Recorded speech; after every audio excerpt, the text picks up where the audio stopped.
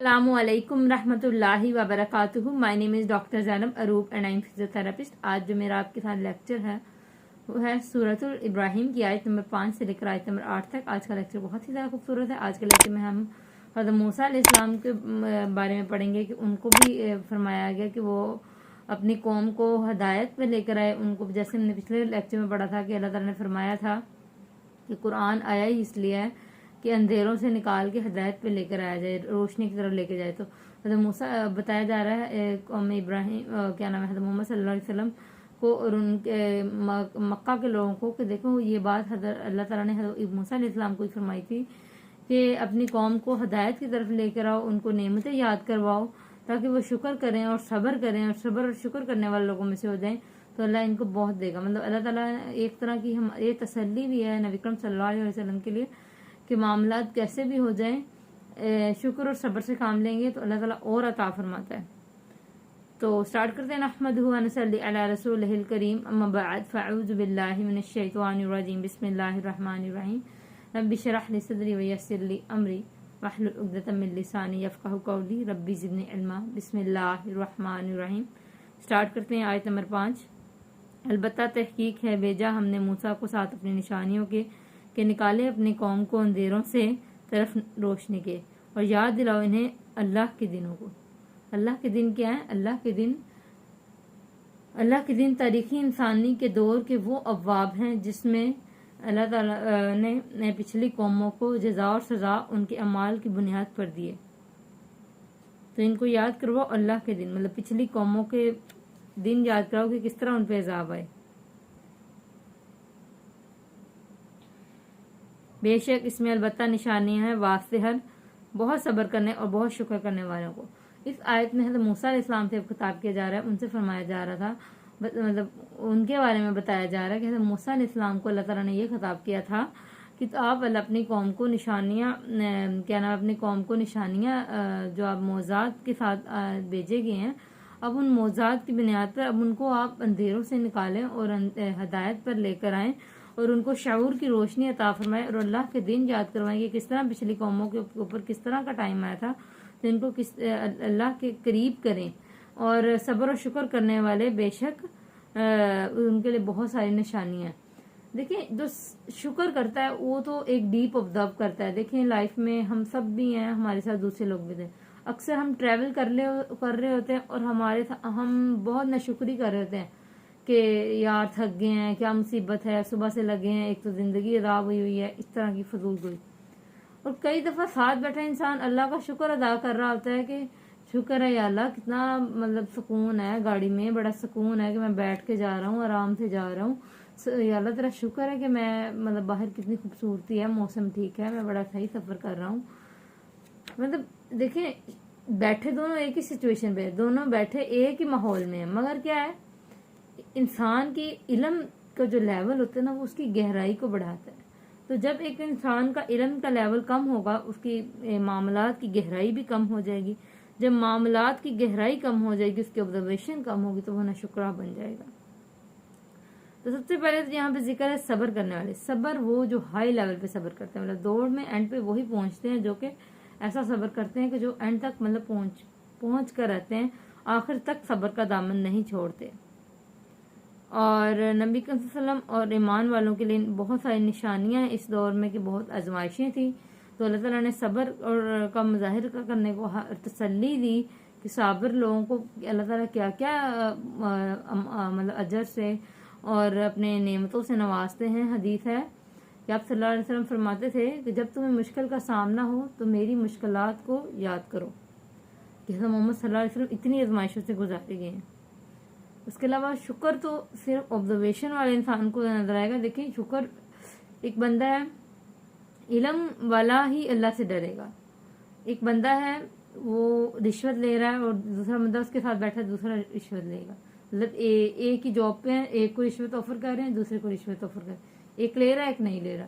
क्यों? एक का इल्म है, वो कुरान को उसने पढ़ा, उसने इल्म हासिल किया, उसके बड़ों ने उसको इल्म दिया कि रिश्वत लेना हराम है, रिश्वत लेने और देने वाले दोनों जहन्नमी हैं।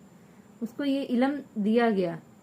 और दूसरे को علم کی اتنی ہی کمی، ہو سکتا ہے وہ معلوم رکھتا ہو اس بات کو، یہ نہیں کہہ سکتے کہ اس کو معلوم نہیں، مگر وہ معلوم رکھتا ہو اس بارے میں، مگر وہ کیا ہے کہ وہ اس کو حرام سے بچنے کی اس کے اندر چاہ نہیں ہے، اور وہ خود بخود اپنے آپ کو برے کاموں میں ڈال لیتا ہے۔ تو علم والے ہی ہوتے ہیں جو لوگ اللہ سے ڈرتے ہیں، اور اللہ سے ڈرنے والے ہی ہوتے ہیں جو صابر اور اللہ کا شکر ادا کرنے والے ہوتے ہیں۔ اور پھر آگے اگلی مطلب ہے آیت نمبر 6، اور جب کہا موسیٰ نے کہ اپنی قوم سے کہ یاد کرو نعمت اللہ کی جو تم پر ہے، جب اس نے نجات دی تھی تمہیں آل فرعون سے، وہ چکھاتے تھے تمہیں برا عذاب، کہ مطلب یہ لوگ دین سے دور ہو گئے تھے تو اللہ تعالیٰ نے ان پہ ایک عذاب دیا تھا، اور ان پہ فرعون کی قوم آ گئی تھی، وہ ان کو سخت عذاب دیتا تھا، انتقام کرواتا تھا، اتنی مشقت کراتا تھا کہ چاہے یہ اس کو مشقت کو کرتے مرے یا جیے اس کو کوئی فرق نہیں پڑتا تھا، اور ایون کہ وہ ان کے بیٹوں کو ذبح کر دیتا تھا اور زندہ چھوڑ دیتا تھا تمہاری عورتوں کو۔ دیکھیں عورتیں صنف نازک ہوتی ہیں، اور صرف عورتوں کو معاشرے میں رہ جائیں گی تو غلامی کو شو کرتی ہے کہ غلامی اس معاشرے میں آ جائے گی، تو یہ انہیں مطلب ایک اندرونی طور پہ غلام بنانا چاہتے تھے کہ ایسا غلام جس کی جڑیں بھی غلام ہوں گی۔ تو اس میں آزمائش تھی تمہاری رب کی طرف سے بہت بڑی، اور اللہ تعالیٰ نے پھر تمہیں ان حالات سے نکالا، تمہیں کن کمزور حالات میں، جب سے تمہاری عورتیں رہ جانے والے حالات تھے، مگر اللہ تعالیٰ نے تمہیں ان عذاب کے دنوں سے بچایا، اور اللہ تعالیٰ نے تم پہ رحمت کی، تم اس نعمت کو یاد کرو۔ اور جب آگاہ کر دیا تمہارے رب نے، البتہ اگر شکر کیا تم نے، البتہ میں زیادہ دوں گا، البتہ اگر نہ شکری کی، بے شک عذاب میرا البتہ سخت ہے۔ اللہ تعالیٰ فرما رہے ہیں کہ دیکھو اگر آپ گناہوں سے باز آ جائیں گے تو ویل اینڈ گڈ، اللہ تعالیٰ تمہیں اور دیں گے۔ شکر کرنے والے سے اللہ تعالیٰ اس کو ڈبل ٹرپل دیتے ہیں، چاہے اس کے پاس ایک ٹکڑا سیب کا ہو یا کھانے کی ایک ٹکڑے کی چیز ہو، لیکن وہ اللہ کا شکر ادا کرے، یا اللہ تو نے اس وقت کا میرا پیٹ بھر دیا۔ اور ایک بندہ جو اتنا کھا رہا ہے لیکن کہہ رہا آج کا یہ کھانا اس میں کم ہے، تو نہ شکری کر رہا ہے۔ شکر صرف زبان سے نہیں ہوتا بلکہ اس کے طریقے سے ہوتا ہے، اس کے صحیح استعمال سے ہوتا ہے نعمت کے، اور آپ کی قدردانی سے ہوتا ہے شکر۔ تو شکر صرف زبان سے نہیں ہوتا۔ تو اللہ تعالیٰ نے ایک پرنسپل ڈیفائن کر دیا کہ جو شکر کرے گا، ایک حدیث ہے کہ جس کے اندر شکر کا الہام کر دیا گیا تو وہ زیادہ سے محروم نہ رہ پائے گا۔ مطلب کیا کہ نہ وہ زیادہ سے محروم نہ رہے گا۔ وہ کون ہے کہ جس میں شکر کا بس الہام آ گیا، وہ ہر وقت شکر کرنے لگ گیا، تو اس کو اللہ نے زیادہ دینا سمجھو لکھ دیا گیا۔ اور آگے ایک اور حدیث ہے کہ بندہ رزق سے محروم کر دیا جاتا ہے اس گناہ کی وجہ سے جو وہ کرتا ہے۔ جب انسان ناشکری کرتا ہے تو پھر اللہ تعالیٰ اس سے اس کا رزق چھین لیتے ہیں۔ ہمیں صرف اسباب پہ نہیں شکر کرنا بلکہ یہ بھی ناشکری ہے کہ ہم اسباب پہ، اگر ڈاکٹر نے آپ کو ٹھیک کر دیا تو آپ ڈاکٹر کی پاؤں چوم رہے ہیں، ڈاکٹر کو پاگلوں کی طرح پیروی کر رہے ہیں، بھئی یہ ڈاکٹر ہی دیکھو، دینے والی ذات اللہ کی ہے، یہ بے وقوفی ہے۔ اللہ تعالیٰ نے سبب ضرور بنایا ہوتا ہے لوگوں کو، لیکن اگر آپ اللہ کو بھول کے صحیح جو اسباب ہے، جو مین جو دے رہا ہے اس کو بھول گیا تو پھر آپ نے ناشکری ہی کی۔ ہمارے اندر سانس لے رہے ہیں، دیکھیں کئی لوگ وینٹیلیٹر پہ پڑے ہوئے ہیں جو سانس ہی نہیں لے پا رہے، ہم لوگ سانس لے رہے ہیں، ہم لوگ اپنی زندگی کی ہر لائف بسر کر رہے ہیں، ہم لوگ کس طرح یہاں سکون سے زندگی بسر کر رہے ہیں، آرام سے بیٹھے ہیں، یہ سب کس طرح ممکن ہے؟ اللہ کی رحمت سے۔ تو اللہ کا لاکھ لاکھ شکر ادا کرنا چاہیے۔ اگر زندگی میں 100 چیزیں ایک نہیں ہیں تو اللہ تیرا شکر ہے تو نے 100 تو دی، نہ کہ اس ایک پہ نہ شکری شروع کر دیں۔ اور ہم لوگ کیا ہے کہ ماں باپ ہمارے پاس موجود ہیں لیکن ان کی ویلیو نہیں ہے، جب وہ چلے جاتے ہیں ان کو کھو دیتے ہیں تو پھر ہم لوگ تب احساس کرتے ہیں۔